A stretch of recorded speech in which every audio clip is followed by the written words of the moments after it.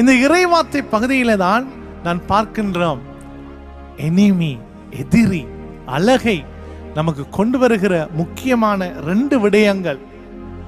ஒன்று பயம், இன்னொன்று கவலை.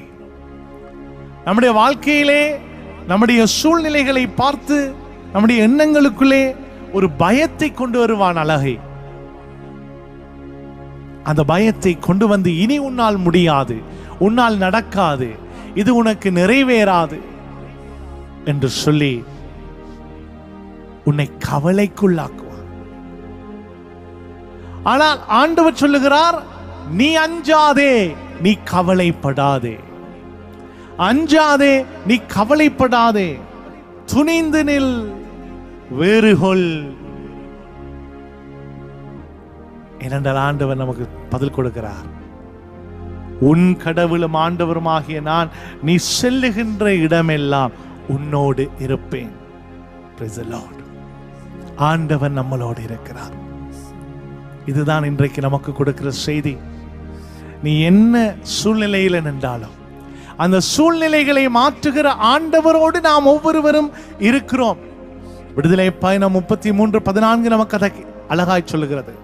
என் பிரசன்னம் உன்னோடு கூட இருக்கும், என் பிரசன்னம் உன்னை வழி நடத்தும், நான் உனக்கு இளைப்பாறுதல் தருவேன், நான் உனக்கு இளைப்பாறுதல் தருவேன் என்று சொல்லுகிற ஆண்டவர். பிரியமான அன்பு சகோதரங்களே, உள்ளத்தை திறந்து கண்களை மூடி இந்த பாடல் வழியாக எங்களை அர்ப்பணிப்போம். இந்த பாடல் வழியாக எங்களை ஒப்புக் கொடுப்போம். ஆண்டவரே, உம்முடைய பிரசன்னத்தினாலே நீர் எங்களை வழி நடத்துகிறீரே. இந்த வேளையிலும் சோர்ந்து போன எங்களை பலப்படுத்த வாரும் ஆண்டவரே.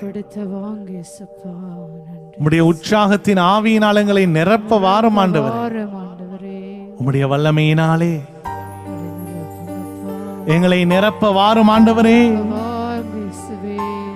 எங்களை வழி நடத்தும் ஆண்டவரே.